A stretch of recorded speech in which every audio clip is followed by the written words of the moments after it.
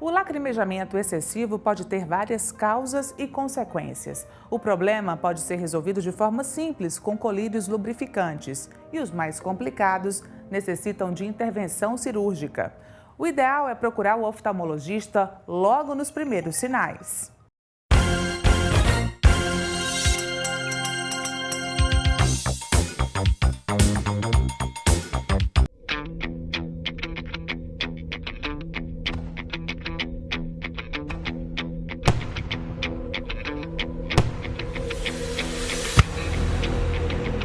Deixa eu conversar então com a doutora Daniele Rios, ela é oftalmologista, está com a gente aqui no quadro Olho no Olho de hoje. Tudo bom, doutora? Tudo bem, Natália. Falando de lacrimejamento. O que pode provocar esse lacrimejamento, doutora? Por que isso acontece? E qual a diferença entre um lacrimejamento normal e um patológico?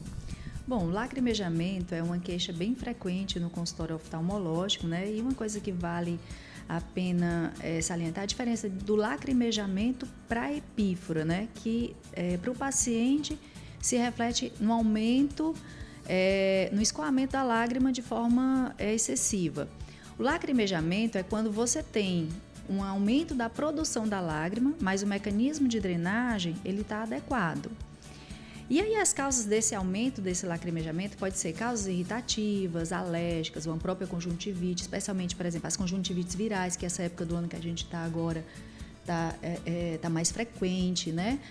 E a outra diferença que a gente tem que ver do lacrimejamento para a epífora. A epífora, na realidade, você tem uma produção da lágrima normal, entretanto, a drenagem está inadequada por um processo obstrutivo. Então, o sistema de drenagem da via lacrimal ele pode ter uma obstrução parcial ou uma obstrução total e vai se refletir como um aumento da lágrima no olho, né? Então, vale a pena a gente diferenciar isso aí. E uma outra causa que parece até antagônico, né, é o olho seco, pode causar lacrimejamento. Só que, na realidade, esse lacrimejamento, no caso do olho seco, é um lacrimejamento reflexo irritativo, na realidade pela deficiência da lágrima. Porque o que acontece? A lágrima ela é importantíssima para o olho, tanto no aspecto assim, nutricional do olho, de carregar oxigênio para o olho, fazer a limpeza do olho, dos alérgenos, né, das coisas que entram em contato direto com o olho da gente. A pálpebra, a lágrima, ela faz essa limpeza. E no caso do olho seco, o que acontece? Normalmente, a lágrima ela forma uma película, um filme lacrimal, e cada vez que você pisca o olho, essa película é renovada. No paciente que tem olho seco, essa película ela vai romper de forma precoce, que é o que a gente chama de tempo de ruptura lacrimal. Em geral, esse break-up time, né, esse tempo de ruptura lacrimal, a lágrima ela deve ficar íntegra por 10 segundos. Quando ela rompe menos que isso, você já tem uma caracterização aí de olho seco, não é? E aí o que acontece? Se essa película ela se rompe precoce, vai expor a superfície do olho e aí você vai ter sintomas irritativos e com isso você produz mais lágrima. Mas é uma lágrima irritativa, em geral uma lágrima sem qualidade, né? Porque um olho que apresenta o olho seco tem uma deficiência em algum constituinte da lágrima. Então, o ideal é vir para a consulta oftalmológica para determinar que tipo de lacrimejamento é esse. Exatamente, diferenciar se é um quadro alérgico, se é um quadro infeccioso, se é um quadro por olho seco, se é um quadro obstrutivo, propriamente dito. A gente logo percebe quando tem uma mudança no olho, né? Isso. Seja ela qualquer. E associada aos outros sintomas, né, aos outros comemorativos que vêm de cada caso, a gente faz um diagnóstico precoce e uma conduta adequada. Eu te perguntei sobre o esbranquiçado, porque às vezes você fica com aquela película um pouco esbranquiçada. O que pode ser isso, esse lacrimejamento? Alguma infecção? Na realidade, o que acontece? A lágrima da gente, ela tem água, muco, gordura, sais minerais, certo? Quando você tem qualquer distúrbio do filme lacrimal, você pode ter, por exemplo, no caso do olho seco, você vê talvez que você esteja se referindo seja o muco, né? Então, no caso do olho seco, a parte aquosa, se for por uma deficiência mais da camada aquosa da lágrima, né? Vai acumular mais muco e mais gordura. Então, o paciente vai ter tem paciente que às vezes chega reclamando como se fosse tipo uma cola, né? que aí retira, especialmente quando acorda, ou mesmo durante o dia, fica aquele branquinho no olho, aquela secreção. E é por deficiência da camada aquosa, aí acumula mais o muco e a gordura. E como resolver esses casos, doutora? No caso do olho seco, dependendo da gravidade, né, desse olho seco, aí existem os colírios lubrificantes que a gente lança mão, tem algumas substâncias que você prescreve via oral também, que podem melhorar a qualidade da lágrima. Lubrificantes qualquer pessoa pode comprar? Pode comprar. Sem receita? Isso. Os lubrificantes pode comprar na farmácia, não há necessidade de receita médica. E assim, Fortaleza é uma cidade que por si só já justificaria que todo mundo usasse uma lágrima artificial. Porque é uma cidade que é muito clara, tem muito vento, quente, a gente fica muito em ambiente com ar-condicionado. Terra da luz, né? Não é à toa que é chamada de terra da luz. E o ar-condicionado, ele resseca muito o olho, né? Então, assim, só pela questão ambiental, mesmo que você não tenha nenhuma alteração anatômica ou funcional mesmo do filme lacrimal, já justificaria o uso de um lubrificante. E os outros casos? Antes de falar do outro caso, é importante até deixar um alerta com relação ao ar-condicionado para as crianças, né? Aquele ar-condicionado muito direcionado para o olho, porque pode aumentar esse olho seco. Na realidade, o ar-condicionado ele vai propiciar um ressecamento maior, uma evaporação maior da parte aquosa da lágrima, não é?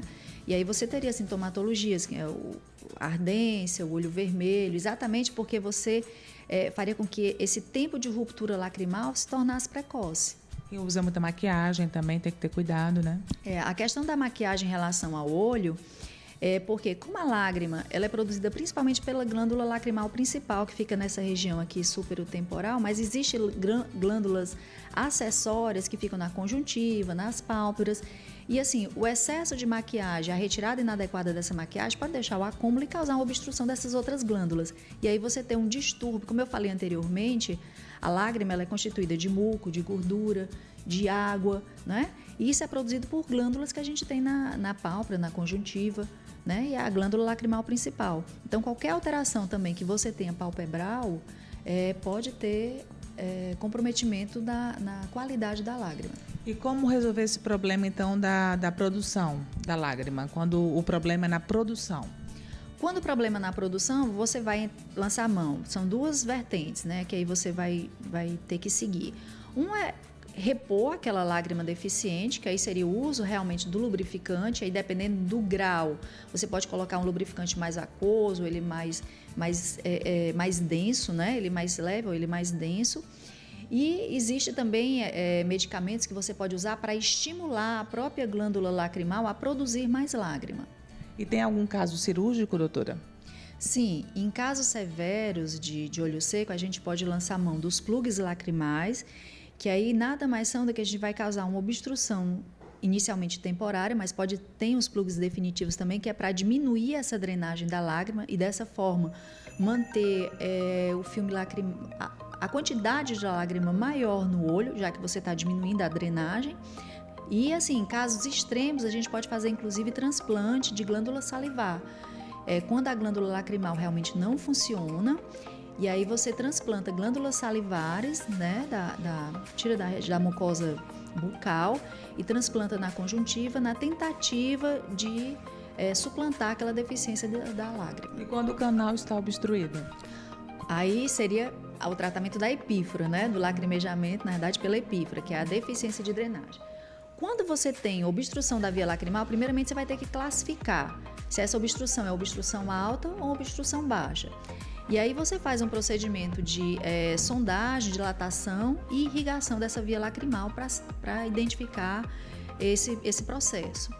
Identificando se é alta ou baixa, se é uma obstrução na própria sondagem, você já pode resolver esse processo obstrutivo, porque você vai injetar um soro sob pressão e se tiver algum processo, às vezes restos de muco, restos celulares, o próprio muco, gordura mesmo nos canalículos, né, na própria via lacrimal, quando você faz a irrigação sob pressão, você já limpa, né, aquilo ali. Então, melhora o fluxo de lágrima posteriormente. Agora, se for uma obstrução completa, aí você tem que partir para um outro procedimento que chama-se dacriocistorrinostomia, né? que é um procedimento mais complexo, que aí você vai ter que fazer uma nova abertura da via lacrimal, e aí tem que fraturar osso e fazer uma nova passagem para que a lágrima drene na verdade, em um nível mais alto, né? Para o nariz, porque a lágrima da gente drena para o nariz, por isso quando a gente chora o nariz entope, né? Porque o volume de lágrima é maior. Aí, geralmente, as obstruções baixas, você teria uma obstrução a nível lá embaixo, a nível da válvula de Hasner, que aí pode ser congênita. Tem alguns bebês que nascem já com essa obstrução, né? Os resultados são bons? Normalmente, a gente consegue resolver, né? Dá para resolver? Dá para resolver, sim. Ok, doutora, muito obrigada então pela presença aqui no check-up. Realmente, como eu falei, tudo que afeta o olho incomoda muito. É importante que as pessoas venham para uma consulta para identificar o mais rápido possível qual o tipo de problema e arranjar a melhor solução. Com certeza. E aí, os consultórios oftalmológicos estão aí. Procure seu oftalmologista em qualquer queixa de lacrimejamento, né, desconforto ocular. O oftalmologista é a pessoa mais indicada para conduzir melhor o seu problema e resolver. Obrigada, então, e até a próxima. Tá, obrigada, Natália. Um grande abraço.